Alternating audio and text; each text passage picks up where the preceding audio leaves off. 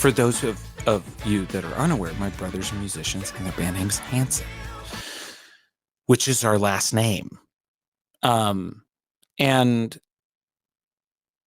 yeah, I didn't really realize that would be dissonant for me until you're starting to make professional choices and presenting yourself in the world as an entertainer and realizing,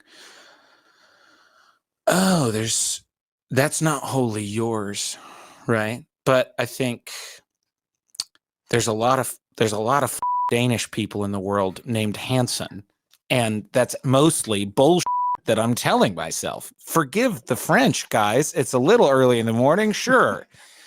But if you haven't said quietly to yourself as you're sitting at the gas station, you're just, God damn it, mother. If you haven't said that this morning, I highly recommend just quietly humming to yourself a couple of expletives and seeing where it takes you. I'm really sorry if there are any kids in the car.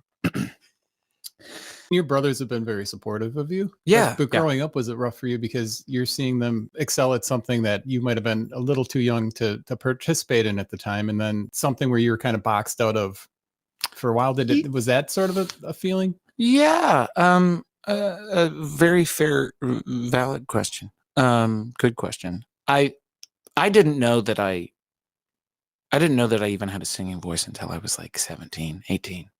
You know, it just wasn't something that was examined for me because it was such trod earth, that was a path that had already been walked. So I didn't really feel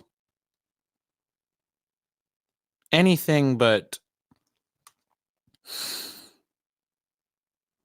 I mean, definite pride in them. And the only part of me that felt excluded is the part of any younger sibling who wishes that they were with the older kids,